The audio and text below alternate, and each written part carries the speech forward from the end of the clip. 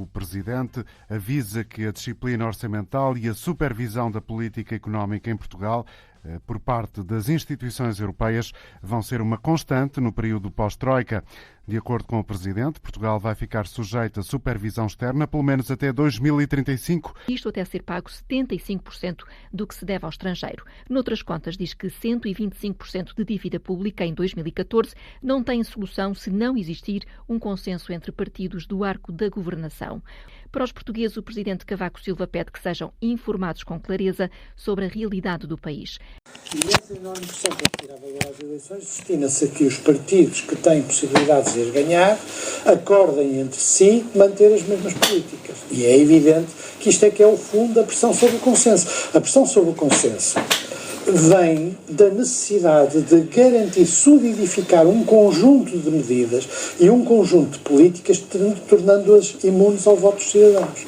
E é evidente que isso tem um papel muito considerável na sensação de impotência que têm as pessoas que votam, que começam a perceber que votem em quem votarem, seja no governo, seja na oposição, ou até seja nas áreas mais radicais do espectro político, ou até não votando, nada muda. E esta sensação que nada muda é particularmente perigosa para a democracia. Outro exemplo desse fundo do mar tóxico que a gente mexe é um estudo que foi publicado a semana passada e que ninguém fala, que é sempre a mesma coisa. Houve um jornal que lhe deu relevo, que foi o Jornal de Notícias do Porto, sobre a circulação entre antigos ministros e as empresas do PSI 20. Aliás, eu acho que se o estudo fosse alargado a secretários de Estado, aos assessores e à composição dos gabinetes presidenciais, as pessoas teriam aí um início do retrato do que é o establishment em Portugal, do que é o círculo de ferro de um poder que não parece ser possível desalojar e que circula entre as empresas, entre a banca, o setor financeiro, as grandes empresas de advogados, o governo, as assessorias, o exercício do poder político, e este círculo que se baseia num princípio de confiança, ou seja, são os deles, ou dirá um dos que lá está dentro, os nossos, acumula em período de crise uma enorme quantidade de poder e blinda o sistema. É outro problema da nossa democracia.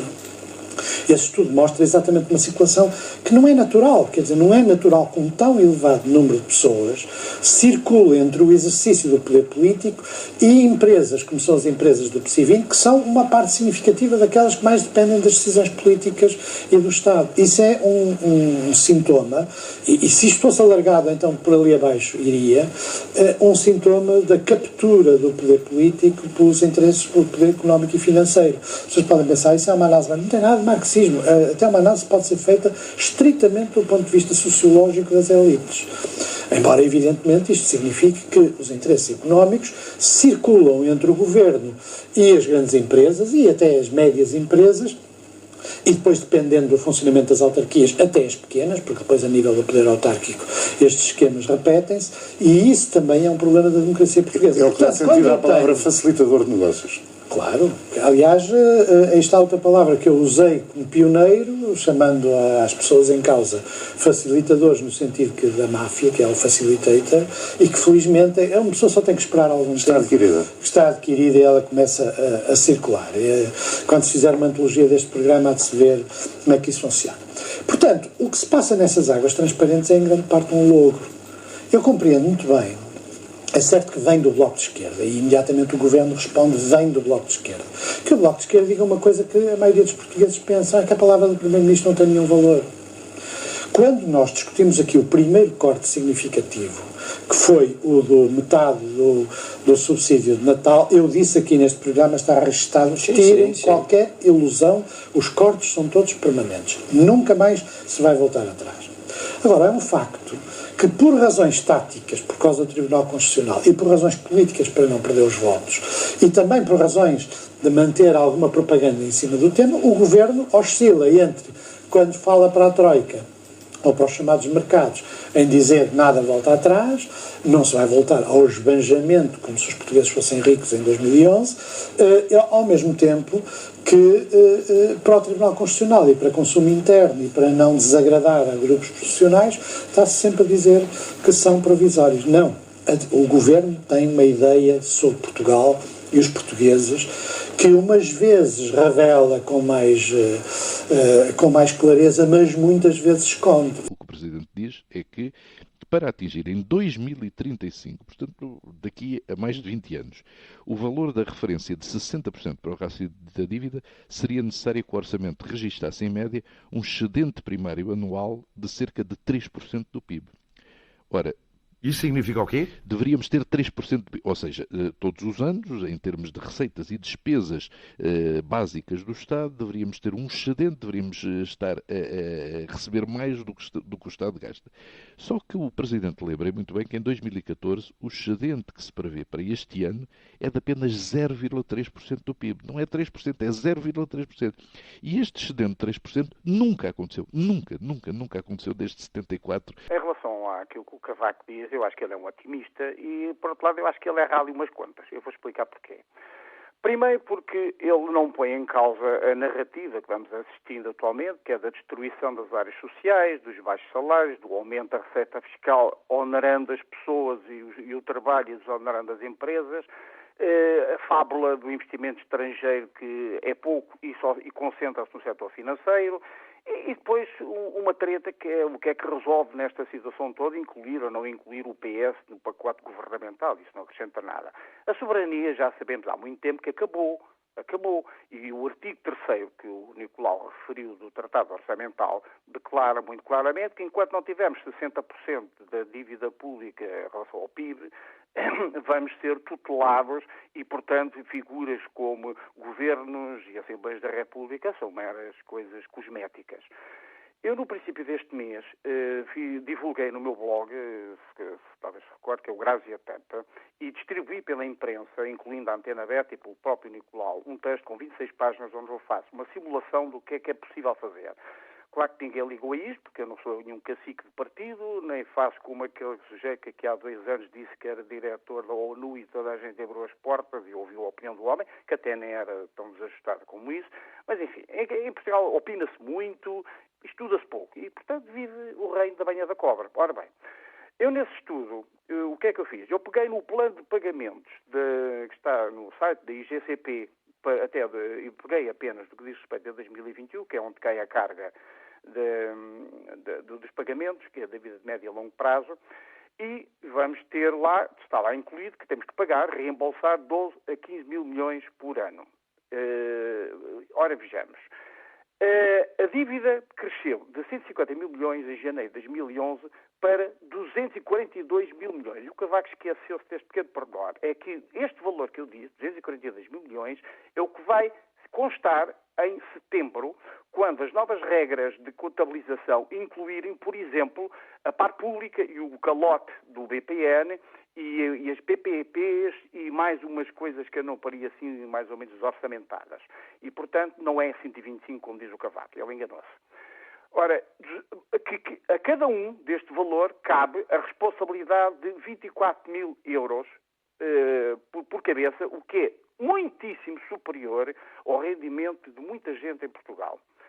Ora, para além destes desembolsos, não é? Temos ainda, isto está no orçamento, 7.200 milhões de juros. Ora bem, isto não é possível pagar. Eu fiz 3 hipóteses. Uma é considerar que se vai cumprir, eu só fiz as contas até 2021, que se vai cumprir integralmente o plano do IGCP sem recurso a nova dívida. Ora, isto exige um crescimento do PIB superior a 8,8% até 12,4%. Isto é inimaginável nem na China. A hipótese 2 é admitir que o cumprimento não é cabal, mas apenas em 50%, quer isto dizer que se vai recorrendo a nova dívida no valor equiparado a 50% daquilo que está no plano. Ora, isto exige um crescimento de 6,6% a 8,5%, o que também ainda dá vontade de rir. A terceira hipótese é considerar que aquilo que está lá no plano do IGCP que não é pagável, de facto, até 2021, mas que se vai estender até 2044, por mais de 30 anos. E mesmo nessa hipótese, que é uma hipótese que continuamos dentro de uma solução de continuidade, isso vai exigir um crescimento superior a 5,8% por ano. Isto não é possível, em maneira alguma. Ora bem, isto quer dizer que, não sendo pagável a dívida que temos, lá temos que cair no perdão, no haircut, como se costuma dizer. E eu fiz as contas. É preciso para se chegar aos 60%, ora 60% do PIB representa uma dívida de 100 mil milhões. Ora, como temos 243 mil milhões, quer dizer que tem a ver um quarto de cabelo de 143 mil milhões, e isto tem que se conseguir, eu tenho lá tudo explicadinho, onde é que se vai buscar este dinheiro, que eu não vou dizer aqui, quem quiser pode lá consultar, o blog que chama-se Grazia Tanta. Isto vai exigir perdões do FMI, do BCE, dos bancos, a anulação das PPPs, etc. Exige uma série de coisas. Ora, isto é a única hipótese. A outra hipótese é a continuação desta situação ad eterno. Isto não há outra solução. Portanto, a solução, ainda fiz então uma solução, fiz outras variantes, uma solução é depois, que é uma suspensão do pagamento da dívida. Temos que passar por aí, não é? Temos que passar por aí. E, portanto, mesmo depois do haircut, ainda fica a dívida de 100 mil milhões, o que, numa hipótese de pagamento a 50 anos, com uma taxa de 2,5%, vai exigir um crescimento do PIB de 2%. Não é impossível, mas é muito razoável. Ora, o que é que acontece? Para que isso possa acontecer, não é? É preciso, de facto, haver suspensão do pagamento da dívida e assumir-se uma posição política forte. Ora, uma posição política forte de confronto com a UE, com o FMI, o capital financeiro, não é? Implica duas coisas. Implica, por um lado, que a coisa tem que ser fora deste sistema político de PS e PPDs e CDS e não sei o quê, e também não vai lá com fantasias nacionalistas, como se ouve por aí, por vezes, que temos que sair do euro e não sei o quê. Ora, eu não vou meter muito na questão do euro, mas é assim, quer dizer, uma hipótese é sermos expelidos do euro para fora e então temos que nos valer. Outra coisa é armarmos em valentes e que no isolacionismo nacionalista que eu repudio completamente, porque isso traria problemas terríveis de inflação, continuaríamos com a corrupção, continuaríamos ancorados numa classe empresarial endividada, sem capitais, sem capacidades técnicas de gestão, etc. E, portanto, não íamos lá. Ora, vejamos.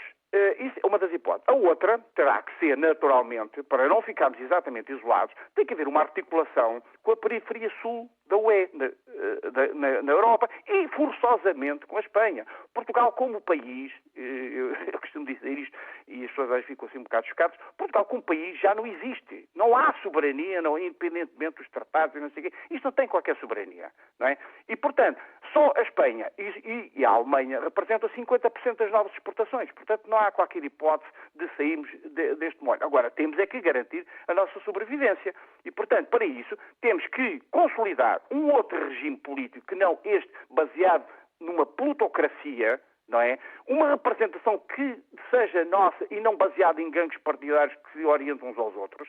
É preciso expropriar os capitais conseguidos através das fraudes e dos compadrios políticos à custa do erário público. É preciso ir buscar os 23 mil milhões que estão nas empresas que devem ao fisco e à segurança social.